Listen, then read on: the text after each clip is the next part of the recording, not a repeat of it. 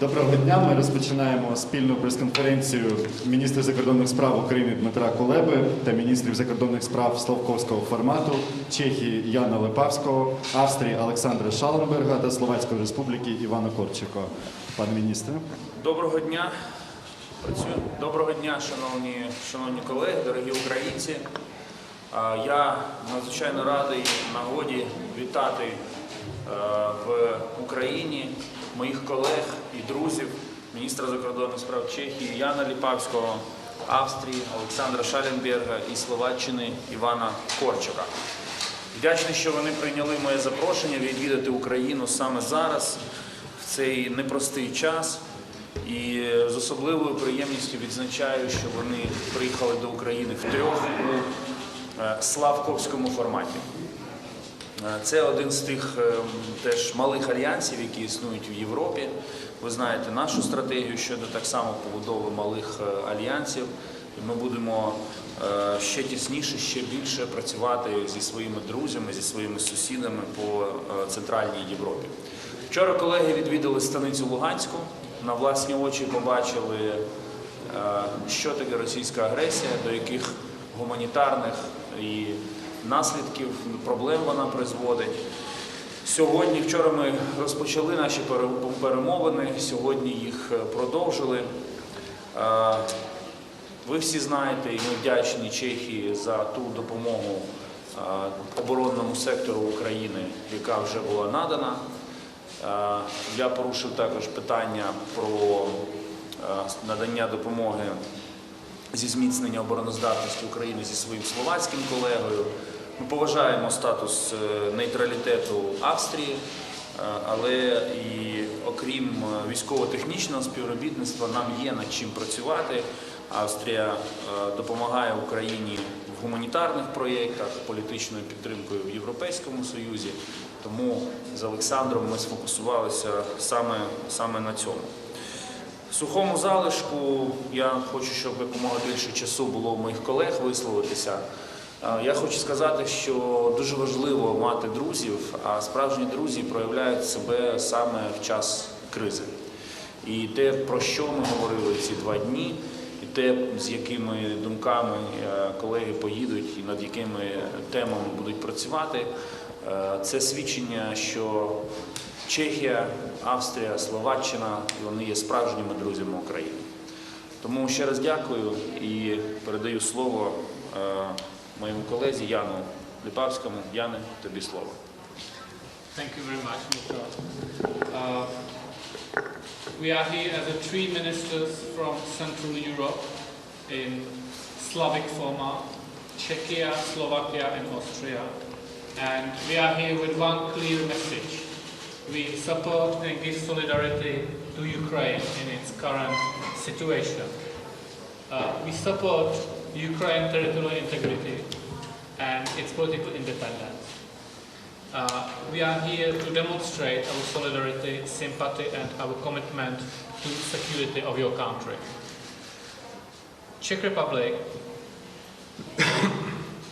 Slovakia and Austria are here to show in clear sign that it is your choice where your country should stand. And if you have chosen European choice, Western orientation, you should be able to fulfill your dream. In a current tense situation, it is also necessary to reiterate that security of Ukraine is security of whole Europe. And therefore, this is a main reason for 3 Central European countries to come to Ukraine and show this solidarity and reiterate these positions. Yesterday we visited Stanica Luhanska, checkpoint from both sides, Ukraine territory, and territorial integrity is a key part of European security architecture. Today we had met with representatives of Crimean Tatars, and we are here to reiterate that annexation of Crimea was illegal act and that Crimea is Ukraine. This is something which is to be repeated on and on and on. In current tense situation, we may hear different voices, but EU and NATO are united, and this is also a message we are here to convey. Just speaking for myself, Czech Republic is a strong partner to Ukraine. We are giving a lot of humanitarian development and transformational aid. I have brought in myself humanitarian packages of first aid kits, 500 of them. It's a cooperation between Czech and Ukraine Red Cross. We have also donated 4,000 pieces of artillery ammunition, and we are ready to look for other ways how to help Ukraine in its struggle. So message is clear, we stand behind Ukraine, and this travel of 3 ministers in Slavko format demonstrates this clearly. Thank you very much. And now I would like на автоматі. А зараз я радий передати слово Олександру Шаленбергу, главі МЗС Австрії. Yeah, thank you very much, Dmitry, Jan, Ivan. Unfortunately, this is not a happy trip. This is not a feel-good trip. Yesterday we had the occasion to visit the contact line. We saw how depressing the situation is. We have something that resembles a border, yet on both sides is Ukraine. We have the real risk of a military confrontation and aggression again on the European continent. So these are tense times, and it is for us very important, as already Jan said, to give you a very strong Central European signal of support, of solidarity. Support and solidarity to the people of Ukraine, to the sovereignty of this country, to the integrity of this country. And we do that not out of altruism, it's in our own interest. From an Austrian perspective, I have to say, Slovakia has a common border, but for Austria, the Ukraine is closer from Vienna than the westernmost Bundesland, Vorarlberg. So we are basically neighbors to a certain degree. We share the same region, we share the same, as you say in German, Kulturraum. And stability and security in Ukraine have an immediate effect on us. So the security of Ukraine is our security. And that is the second message we are sending with this visit. I want to commend the government of Ukraine and the president for the very prudent approach they're showing in the last couple of weeks. I can only imagine how difficult and emotionally challenging the situation must be. But they strike this very difficult balance between military security and macroeconomic stability in a very difficult surrounding without adding fuel to the fire. This is something which is very important and a diplomatic feat, I have to say. Talking about diplomacy, I strongly believe that we have not yet reached the end of diplomacy, and I'm very thankful that all these diplomatic channels are running hot, that the Normandy format is meeting again. We cannot expect quick and easy fixes, but I believe that is the best way. We have one common interest on this continent. We don't want to see military confrontation, military aggression. You don't draw borders by tanks and rockets in the 21st century. And again, a very clear message. Everybody who believes he can turn back time and go back to the past, this is no policy. That doesn't work. It never worked. And there will be no horse traders. We do have a very clear basis of European security architecture. And you cannot pick and choose. And if we talk about the indivisibility of security, as Moscow does, well, that goes both ways. It also is the principle for Ukraine. There's no first class and second class security, no first class and second class sovereignty. International law doesn't know that, and we have to be clear on these points. It's very important also from the Austrian perspective, and I have to say, talking now to the Austrian foreign minister, there's a very strong sense of consensus in the European Union. And Austria will support, in case of a further military aggression, Austria will support the sanction package. And yes, it will be painful. It will be painful for us. It will be painful for everybody involved. Do we want to go down this road? Definitely not.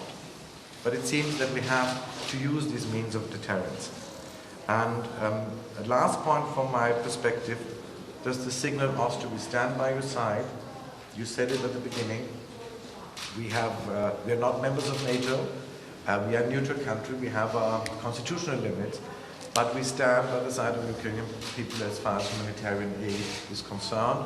And I can announce here that the Austrian government will decide in the next coming days a further package of 2.5 million euros of immediate humanitarian aid for the International Committee of the Red Cross and Austrian NGOs who have been active here in the past and will remain active. Thank you. Thank you, Alexander. Ivane, будь ласка. I'd like to start by thanking our colleague Dmytro Kuleba for hosting us and extending a traditional hospitality to the three ministers, Czech Republic, Slovakia and Austria. We're having excellent relationship and cooperation amongst us, and I've been stressing that the same is valid vis-à-vis Ukraine. We are a direct neighbor. Slovakia has a direct border with Ukraine, therefore it is more than logical that we are interested in prosperous and independent Ukraine. We will benefit. Ukrainians will benefit from the independence of their country, from the sovereignty, from the transformation, but Slovakia will profit as well. Let me put it in a parallel. Similarly, like Austria has been profiting after 1989 from prosperous and democratic Slovakia. We want the same happens to us when it comes to our direct neighbor.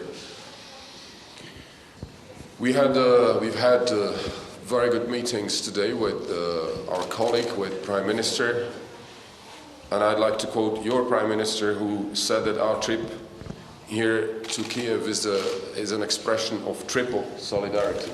So we want to multiply the message that we are bringing across the three countries regarding independence, sovereignty and territorial integrity of Ukraine. I agree with my Austrian colleague, well, the circumstances could be nicer, definitely, under which we would like to come. Nevertheless, I see, and that gives me a lot of courage, determination, and I see hope, but I see resolve on the Ukrainian side to do it utmost to protect your country and to transform the country. I really feel impressed by what your Prime Minister said when he, in our conversation, not only focused on current tension and the challenges Ukraine is exposed to in the East, but he put emphasis on your commitment to reforms. This is very courageous, because under these circumstances, to do what is needed for your country to transform it, the judiciary, land market reform, corporate sector reform, electricity and gas market reform, all those reforms are underway under the leadership of this government. And President Zelensky, I want to congratulate you on that. Of course, the main topic of our discussion is developments in the East, and I want to say Ukrainians' free choice to follow its destiny regarding or in direction to the West is not threatening anybody. This goes against the whole logic that the free choice of one democratic country would be a threat posed to another country. And to the principle of indivisibility of security, which comes into the center of current discussions. I cannot agree more with that, but I'm adding this principle can never go at the expense of sovereignty and territorial integrity of anybody. So we are insisting on that. We are ready. That brings me to say also that we support dialogue with Russia. Absolutely. This is what we need. We need an open dialogue. We need a reassurance that we respect the very principles on which the European security architecture has been built after 1989. This is not negotiable. This is not negotiable. And last but not least, when it comes to assistance, we are helping individually, Austria, Czech Republic and Slovakia. I'd like to refer as well to our collective assistance that we are providing to macroeconomic stability, macro-financial stability. The Commission has approved recently 1.2 billion as a micro-financial assistance, 120 million in forms of grants. Individually, yesterday, all of us, we have projects. Slovakia at Stanica Luhanska, a medical emergency station, is operated together. Those are symbolic issues, but very important for your people. And two, I have informed my dear colleague Dmitro that last week the Slovak gas transit system operator EUStream has announced that they are temporarily providing and redoubling the capacity for the flow of gas via Slovakia to Ukraine. We are ready to explore opportunities how to make it in the future commercially viable and therefore permanent. Once again, dear Dmitro, thank you very much for having us, and I'm proud that Slavko could be here today in Kiev and yesterday at Donbass. Thank you, and the first one goes to the Czech radio. Pavel Novak, Czech Radio. I know that Austria is a neutral country, so provided humanitarian aid in value 2.5 million euros. But two NATO countries, Czech Republic and Slovakia, can they help Ukraine in the way to NATO structures? So will these countries be advocates of a membership action plan for Ukraine, on which Ukraine is waiting since 2008 and still gets nothing from headquarters of NATO in Brussels? Thank you. Okay, I'll start. Am I here? Yeah. Hello? Yeah, okay. So, NATO is very active in debate on Ukraine, and I think the NATO-Russia Council was a good example of how responsibly NATO approached to that. And in the current debate with Russian demands and the whole situation, of course, Russia tries to play the card that future of Ukraine would be on table. But that's our principle, that we won't make any concession of the type, and that those four demands from Russian side are absolutely no way to negotiate.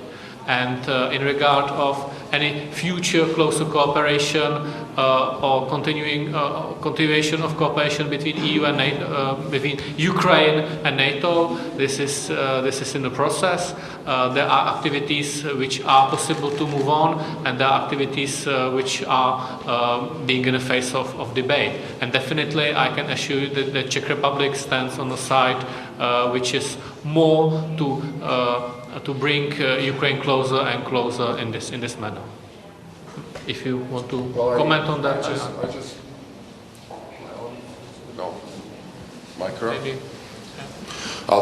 Yes, okay, I'm here. I'm just recalling what stands valid, and that's the Bucharest decision of 2008, where Alliance has said that one day Ukraine and Georgia both will become members of NATO. There is no change on it. Nevertheless, there is a journey towards that. One part of it is membership action plan. Without going too far, we need consensus within NATO on that. We need to work on it. But I think Ukraine has done a lot of progress in the agenda, which in a broader sense is part of the preparatory work that is needed. But too, in this context of current tension, I want to recall one thing, that the argument about Ukraine's aspiration to become a member of NATO already poses a threat to Russia. I don't understand this argument, because back in 2014, when Crimea was annexed and seized, and when the war started in Donbass, it didn't have anything to do with the Ukrainian aspiration regarding NATO. So there was back then, we all knew it was about association agreement between Ukraine and European Union. So therefore we have to see the arguments that are circulating, which we do not share, that once again Ukrainians' aspiration to become a member of NATO poses a threat. That would be my answer. Next one goes to Austrian media. Yes, my name is Edgar Schütz from Austrian Press Agency. I'm speaking for several journalists who came here to Kiev as well. I've got first two questions to the Ukrainian minister concerning the actual situation. How great do you estimate the danger of a Russian invasion of Ukraine? And what do you expect from the visit of French President Macron today in Kiev, because he visited President Putin yesterday, and maybe he brings some more new informations. And another question, yesterday US President Joe Biden said that the gas pipeline Nord Stream is dead if there is a Russian invasion. So what do the ministers think about that, and also about the Austrian position, which does not necessarily see Nord Stream as part of any sanctions? Thank you.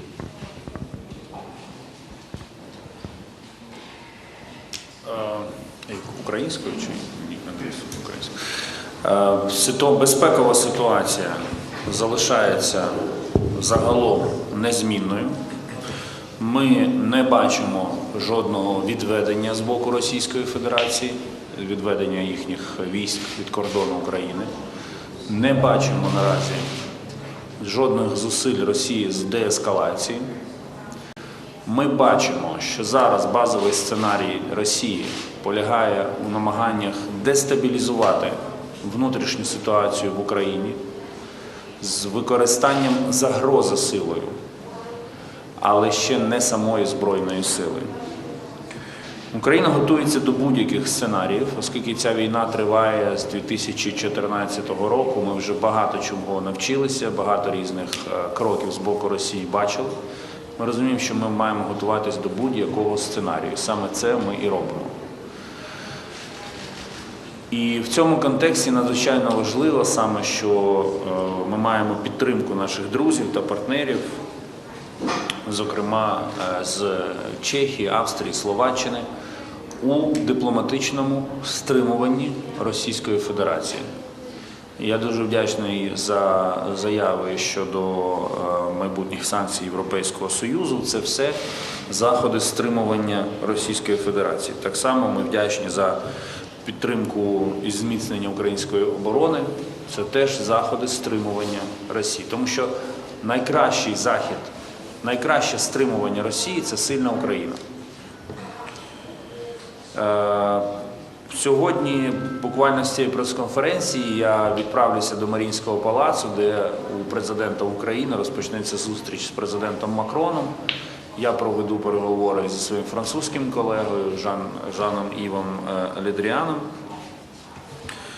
Безумовно, ми всі з цікавістю очікуємо на ті сигнали, які привіз пан Макрон з Москви.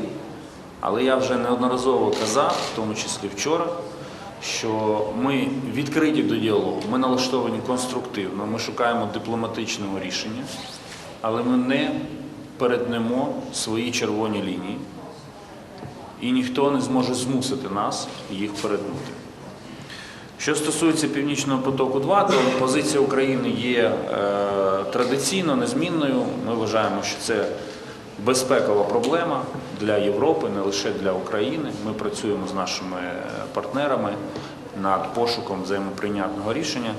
Для нас є позитивними сигнали про те, що в принципі існує певний консенсус зараз, про те, що, перше, не потрібно поспішати з сертифікацією Північного потоку, а по-друге, що будь-яке нове військове втручання Росії в Україну поставить хрест на цьому проєкті. Дякую.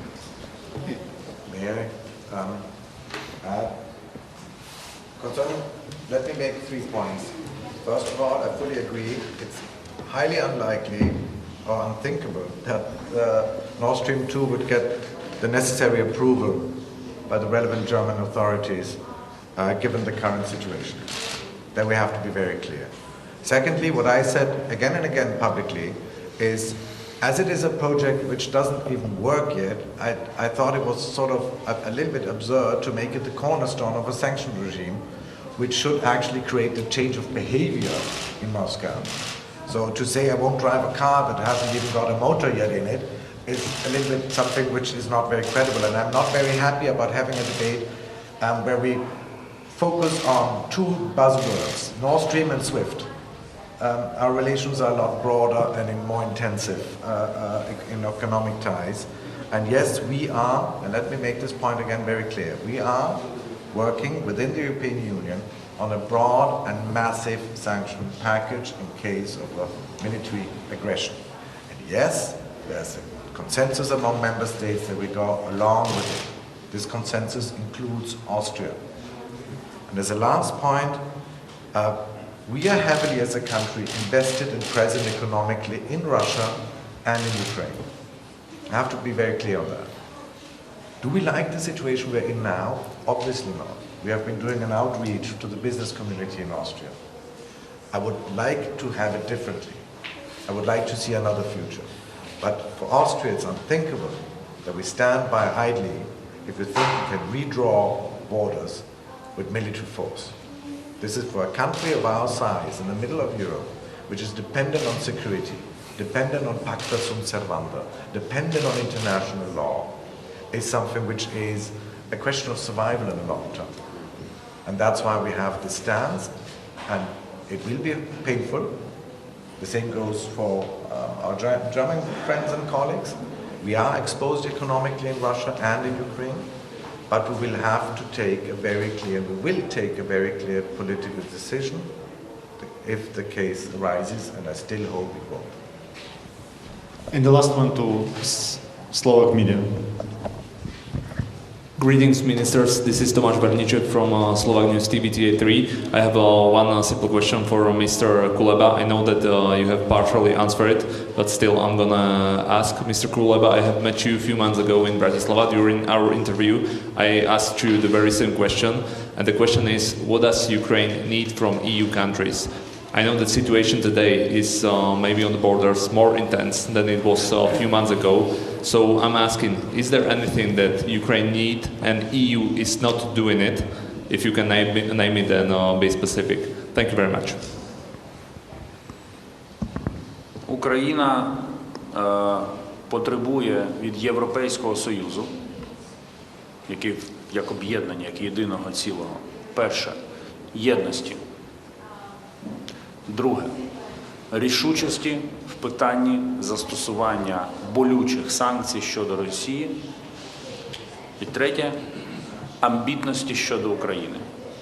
Нинішня криза – це унікальна нагода відкинути історичні стереотипи щодо перспектив європейської інтеграції України і дійсно подивитися на майбутнє України як члена Європейського Союзу з точки зору того, що це відповідає інтересам самого Європейського Союзу.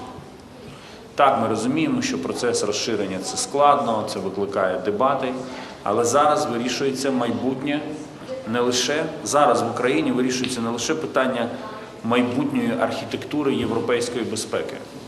Зараз також вирішується, якою буде Європа в наступні десятиліття.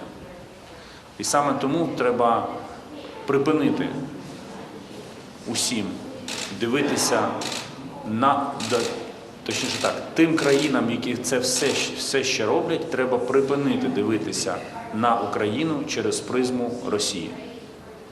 Треба дивитися на Україну як на самодостатнього члена великої європейської спільноти в широкому сенсі, як на майбутнього члена Європейського Союзу, разом з яким Європейський Союз буде сильнішим і економічно більш потужним.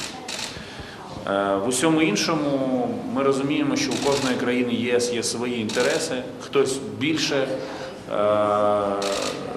залучений до відносин з Україною, хтось менше. Але зараз я перебуваю в колі друзів, які глибоко пов'язані з Україною історією, культурою, економікою і, сподіваюся, також спільним майбутнім. Thank you, Excellencies, and at this we conclude. Thank you. Thank you. Goodbye. Let's do a nice picture with the friends. And I have to run. Коллеги. Тут.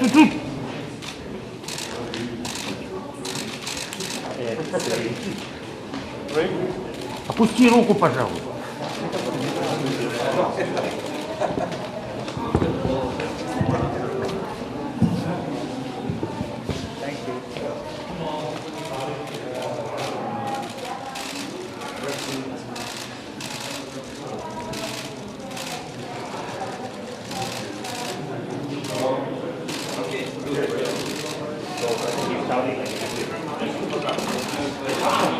Саша! I'll let you know.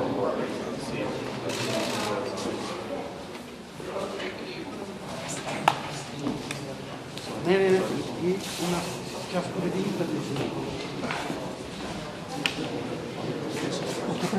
проскакивай.